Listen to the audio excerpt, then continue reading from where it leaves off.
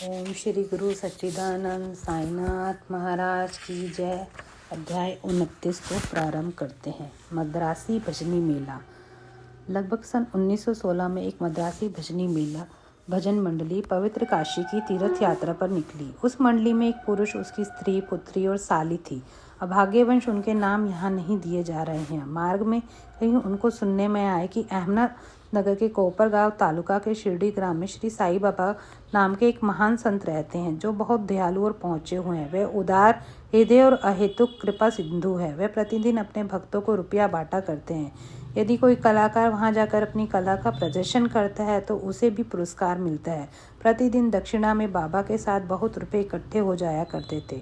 इन रुपयों में से वह नित्य 1 रुपया भक्त को कोठा जी की 3 वर्षीय कन्या अपनी को, किसी को 2 रुपये तो 5 रुपये तक तथा 6 रुपये अम्नी की माँ जमली को, 10 से 20 रुपये का तो कभी कभी 50 रुपये भी अपनी इच्छा अनुसार भक्तों को दिया करते थे। यह सुनकर मंडली शिरडी आकर रुकी। मंडली बहुत सुंदर भजन और गायन किया करती थी, परंतु उनका भीतरी ध्येय तो द्रव्योपार्जन ही था। मंडली में 3 व्यक्ति तो बड़े ही लालची थे। केवल प्रधान स्त्री का ही स्वभाव इतना लोगों से सर्वथा भिन्न था। उसके हृदय में बाबा के प्रति श्रद्धा और विश्वास देकर बाबा प्रसन्न हो गए। फिर क्या था, बाबा ने तो उसे ईश रूप में दर्शन दिए और केवल उससे ही बाबा सीतानाथ के रूप में दिखलाई दिए। जब वह अन्य उपस्थित लोगों को सामान्य ही अपने इष्ट का दर्शन पाकर वह द्रवित हो गई और उसका कंठ रुंध हो गया और आंखों से अश्रुधारा बहने लगी। तभी प्रेमोन्माद से ताली बजाने लगी। उसका इस प्रकार आनंदित देख लोगों को कौतूहल तो होने लगा, परंतु कारण किसी को ज्ञात न हो रहा था। दोपहर के पश्चात उसने वह भेद अपने पति को प्रकट किया। बाबा के श्रीराम स्वरूप में उसे कैसे दर्शन हुए इत्यादि उसने सबको बताया। पति ने सोचा कि मेरी स्त्री बहुत भोली और भावुक है, इसे राम का दर्शन होना एक मानसिक विकार की अतिरिक्त कुछ नहीं है। ऐसा कहकर उसकी उपेक्षा कर दी। कहीं यह भी संभव हो सकता है कि केवल तुम्हें बाबा के रूप दिखे और अन्य लोगों को सदैव की भांति ही। स्त्री ने कोई प्रतिवाद ना किया, क्योंकि उसे राम के दर्शन जिस प्रकार उस समय हुए थे वैसे ही अभी भी हो रहे थे। उसका मन शांत और स्थिर और संतृप्त था। इसी प्रकार दिन बीत गए। एक दिन रात्रि में उसके पति को एक विचित्र स्वप्न आया। उसने देखा कि एक बड़े शहर में पुलिस ने गिरफ्तार कर रस्सी से बांधकर उसे कारावास में डाल दिया है। तत्पश्चात ही उसने देखा कि बाबा शांत मुद्रा में सींचों के बाहर उसके समीप खड़े हैं। उन्हें अपने समीप खड़े देखकर वह गिड़गिड़ाकर कहने लगा, आपकी कीर्ति सुनकर ही मैं आपके श्री चरणों में आया हूँ, फिर आपके इतने निकट होते हुए भी मेरे ऊपर यह विपदा क्यों आई है। तब वह बोलो कि तुमने अपने बुरे कर्मों का फल अवश्य भुगतना चाहिए।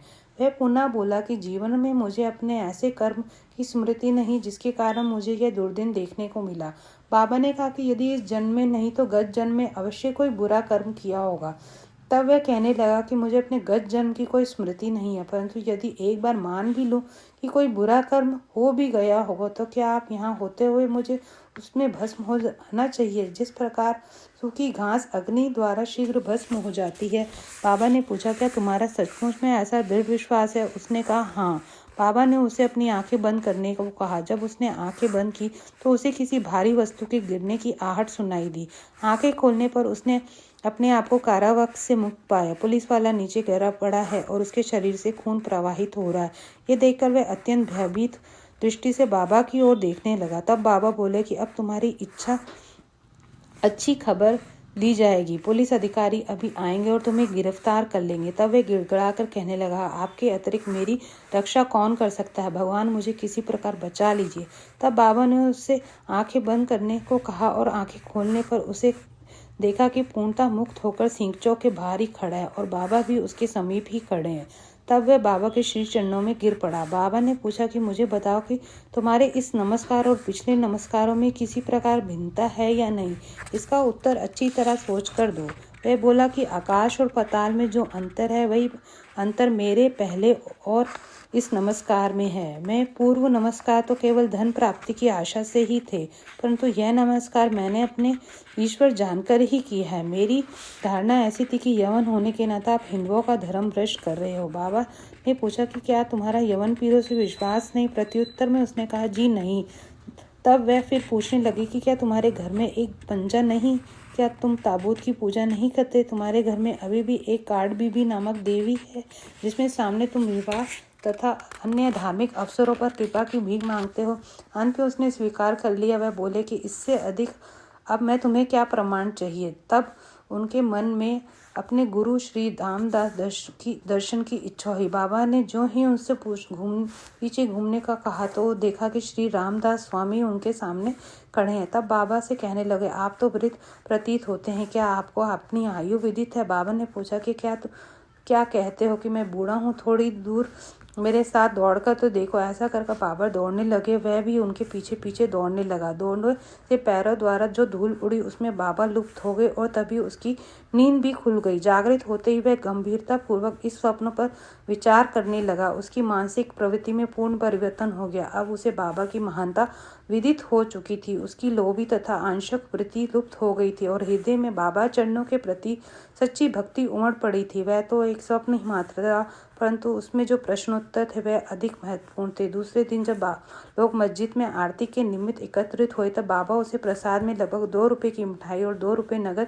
अपने पास से देकर आशीर्वाद दिया। उसने कुछ दिन और रुककर उन्होंने आशीष देते हुए कहा कि अल्लाह तुम्हें बहुत देगा और सब अच्छा ही करेगा। बाबा ने उससे अधिक द्रव्य की प्राप्ति तो ना हुई, परंतु उनकी कृपा उसे अवश्य प्राप्त हो गई, जिससे उसका बहुत ही कल्याण हुआ। मार्ग में उसे यथेष्ट द्रव्य प्राप्त हुआ और उनकी यात्रा बहुत ही सफल हुई। उन्हें यात्रा में कोई कष्ट या असुविधा ना हुई और वह अपनी सकुशल पहुंच गए।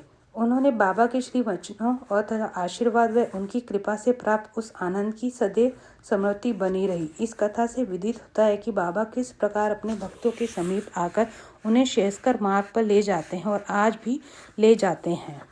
तेंदुलकर कुटुंब। बम्बई के बांद्रा में एक तेंदुलकर कुटुंब रहता था जो बाबा का परम भक्त था। श्रीयुत रघुनाथ राव तेंदुलकर ने मराठी भाषा में श्री साईनाथ भजन माला नामक एक पुस्तक लिखी है, जिसमें लगभग 800 अम्भग और पंदों का समावेश तथा बाबा की लीलाओं का मधुर वर्णन है। यह बाबा के भक्तों के पढ़ने योग्य पुस्तक है। उनका ज्येष्ठ पुत्र बाबू डॉक्टरी परीक्षा में बैठने के लिए अनवरत अभ्यास कर रहा था। उसने कई ज्योतिषियों को अपनी जन्म कुंडली दिखाई, परंतु सभी को बतलाया कि इस वर्ष उसके ग्रह उत्तम नहीं है, किंतु अगले वर्ष परीक्षा में बैठने से उसे अवश्य सफलता प्राप्त होगी। इससे वह बड़ी निराशा हुई और वह अशांत हो गया। थोड़े दिनों के साथ उसने अपने पुत्र को निराशा व अशांति की बात भी बाबा से कही। उनके पुत्र को कुछ दिनों के पश्चात ही परीक्षा में बैठना था। बाबा कहने लगे कि अपने पुत्र से कहो कि मुझ पर विश्वास रखे। सब भविष्य कथन तथा ज्योतिषों द्वारा बनाई कुंडलियों को एक कोने में फेंक दे और अपना अभ्यास क्रम चालू रख शांत चित्त से परीक्षा में बैठे। वह अवश्य ही इस वर्ष उत्तीर्ण हो जाएगा। उसने कहना ही निराश होने की आवश्यकता नहीं है। माँ ने घर आकर बाबा का संदेश पुत्र को सुना दिया। उसने घोर परिश्रम किया और परीक्षा में बैठा। सब पर्चों के जवाब बहुत अच्छे से लिखे थे, परंतु फिर भी संशयग्रस्त होकर उसने सोचा कि संभव है कि उत्तीर्ण होने के योग्य अंक मुझे प्राप्त न हो सके। इसलिए उसने मौखिक परीक्षा में बैठने का विचार त्याग दिया। परीक्षक तो उसके पीछे ही लगा था। उसने एक विद्यार्थी द्वारा सूचना भेजी कि उसे लिखित परीक्षा में उत्तीर्ण होने के लायक अंक प्राप्त हैं। अब उससे मौखिक परीक्षा में अवश्य ही बैठना चाहिए। इस प्रकार प्रोत्साहन पाकर वह उसमें भी बैठ गया तथा दोनों परीक्षाओं में उत्तीर्ण हो गया। उस वर्ष उसकी ग्रह दशा विपरीत होते हुए भी बाबा की कृपा से उसने सफलता पाई। और यहाँ केवल इतनी ही बात ध्यान देने योग्य है कि कष्ट और संशय की उत्पत्ति अंत में दृढ़ विश्वास में परिणत हो जाती है। जैसा भी हो, परीक्षा तो होती ही है, परंतु यदि हम बाबा पर दृढ़ विश्वास और श्रद्धा रखकर प्रयत्न करते रहें तो हमें सफलता अवश्य मिलेगी।